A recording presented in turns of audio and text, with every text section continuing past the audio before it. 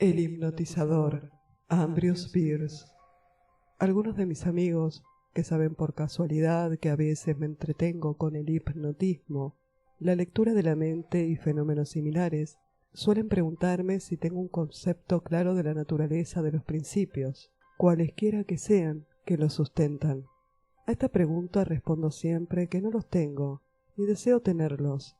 No soy un investigador con la oreja pegada al ojo de la cerradura del taller de la naturaleza, que trata con vulgar curiosidad de robarle los secretos del oficio. Los intereses de la ciencia tienen tan poca importancia para mí como parecen que los míos han tenido para la ciencia. No hay duda de que los fenómenos en cuestión son bastante simples y de ninguna manera trascienden nuestros poderes de comprensión si sabemos hallar la clave. Pero por mi parte prefiero no hacerlo, porque soy de naturaleza singularmente romántica y obtengo más satisfacciones del misterio que del saber. Era corriente que se dijera de mí, cuando era un niño, que mis grandes ojos azules parecían haber sido hechos más para ser mirados que para mirar. Tal era su ensoñadora belleza y, en mis frecuentes periodos de abstracción, su indiferencia por lo que sucedía. En esas circunstancias, el alma que yace tras ellos parecía, me aventuro a creerlo, siempre más delicada a alguna bella concepción que ha creado su imagen, que me preocupaba por las leyes de la naturaleza y la estructura material de las cosas. Todo esto, por irrelevante y egoísta que parezca, está relacionado con la explicación de la escasa luz que soy capaz de arrojar sobre un tema que tanto ha ocupado mi atención y por el que existe una viva y general curiosidad. Sin duda, otra persona con mis poderes y oportunidades ofrecería una explicación mucho mejor de la que presento simplemente como relato. La primera noción de que yo poseía extraños poderes me vino a los 14 años, en la escuela. Habiendo olvidado una vez de llevar mi almuerzo, miraba codiciosamente el que una niñita se disponía a comer.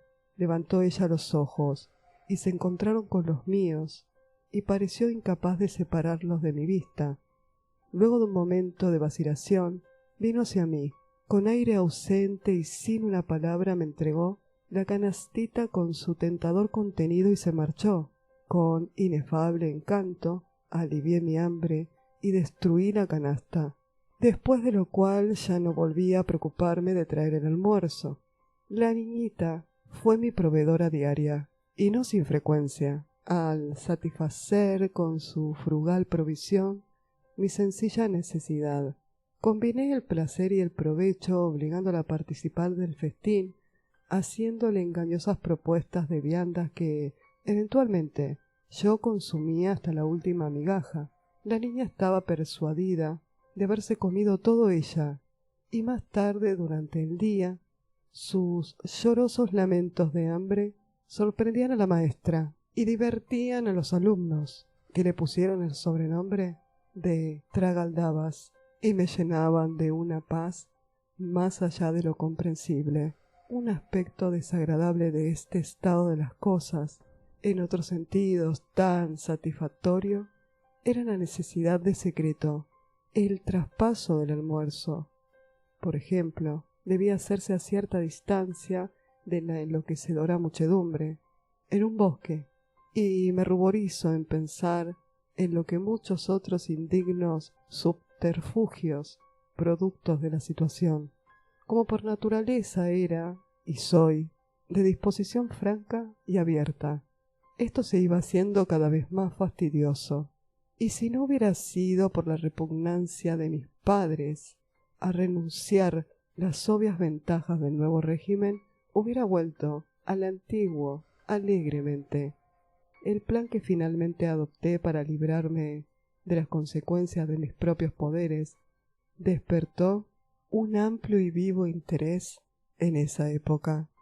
Aunque la parte que consistió en la muerte de la niña fue severamente condenada, pero esto no hace la finalidad de este relato. Después, durante unos años, tuve poca oportunidad de practicar hipnotismo. Los pequeños intentos que hice estaban desprovistos de otro premio que no fuera el confinamiento a pan y agua, y a veces, en realidad, no traían nada mejor que el látigo de 9 colas. Solo cuando estaba por abandonar la escena de estos pequeños desengaños, realicé una hazaña verdaderamente importante. Me habían llevado a la oficina del director de la cárcel y me habían dado un traje civil, una irrisoria suma de dinero y una gran cantidad de consejos que, debo confesarlo, eran de mucha mejor calidad que la ropa. Cuando atravesaba el portón hacia la luz de la libertad, me di vuelta de súbito y, mirando seriamente en los ojos al director, lo puse rápidamente bajo mi control. «Usted es un avestruz», le dije.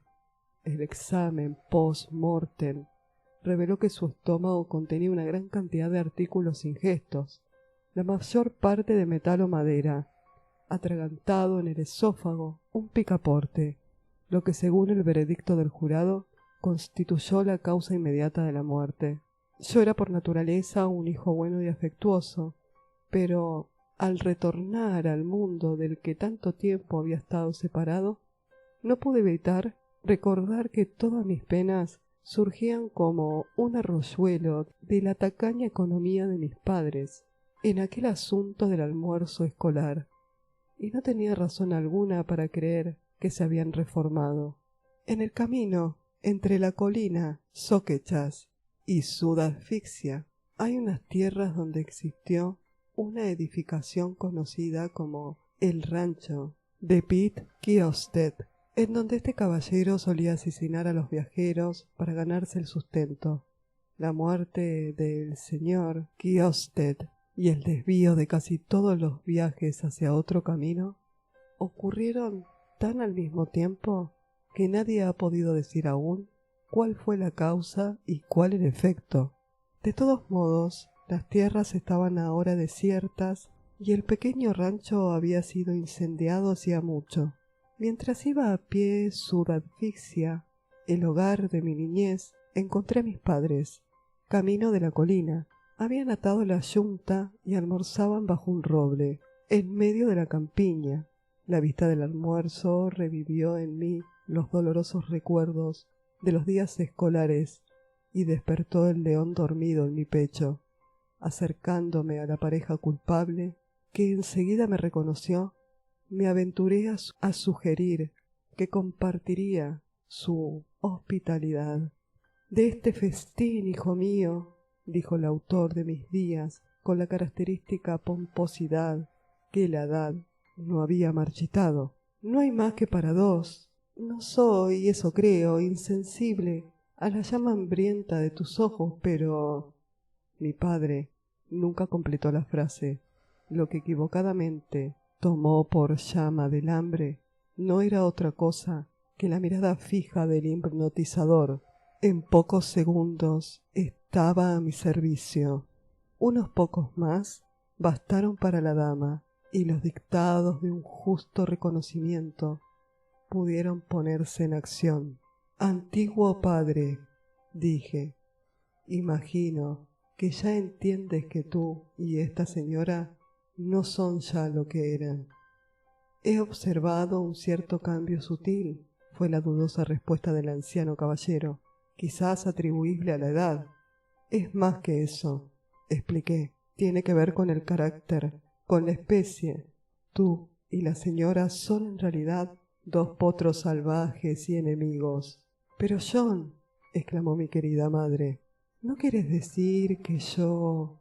«Señora», repliqué solemnemente, fijando mis ojos en los suyos, «lo es». Apenas habían caído estas palabras de mis labios, cuando ella estaba ya en 4 patas y, empujando al viejo, chillaba como un demonio y le enviaba una maligna patada a la canilla. Un instante después, él también estaba en 4 patas, separándose de ella y arrojándole patadas simultáneas y sucesivas, con igual dedicación pero con inferior agilidad a causa de su inferior engranaje corporal, ella se ocupaba de lo mismo. Sus piernas veloces se cruzaban y se mezclaban de la más sorprendente manera. Los pies se encontraban directamente en el aire, los cuerpos lanzados hacia adelante, cayendo al suelo con todo su peso y por momentos imposibilitados. Al recobrarse, reanudaban el combate, expresando su frenesí con los innombrables sonidos de las bestias furiosas que creían ser. Toda la región resonaba con su clamor.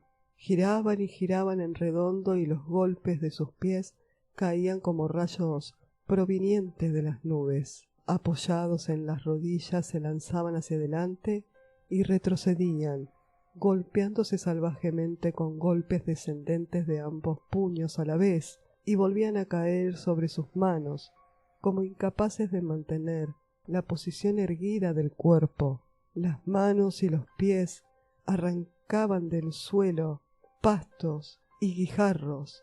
Las ropas, la cara, el cabello estaban inexpresablemente desfigurados por la sangre y la tierra. Salvajes e inarticulados alaridos de rabia atestiguaban la remisión de los golpes, quejidos, gruñidos, ahogos, su recepción. Nada más auténticamente militar se vio en Gettysburg o en Waterloo. La valentía de mis queridos padres en la hora del peligro no dejaba de ser, nunca para mí, fuente de orgullo y satisfacción. Al final de esto, dos estropeados, haraposos, sangrientos y quebrados vestigios de humanidad atestiguaron de forma solemne de que el autor de la contienda era ya un huérfano. Arrestado por provocar una alteración del orden, fui, y desde entonces lo he sido, juzgado en la corte de tecnicismos y aplazamientos, donde después de 15 años de proceso, mi abogado está moviendo cielo y tierra para conseguir que el caso pase a la corte de traslados de nuevas pruebas. Tales son algunos de mis principales experimentos en la misteriosa fuerza o agente conocido como sugestión hipnótica. Si ella puede o no ser empleada por hombres malignos para finalidades indignas es algo que no sabré decir. El hipnotizador, Ambrose Bierce.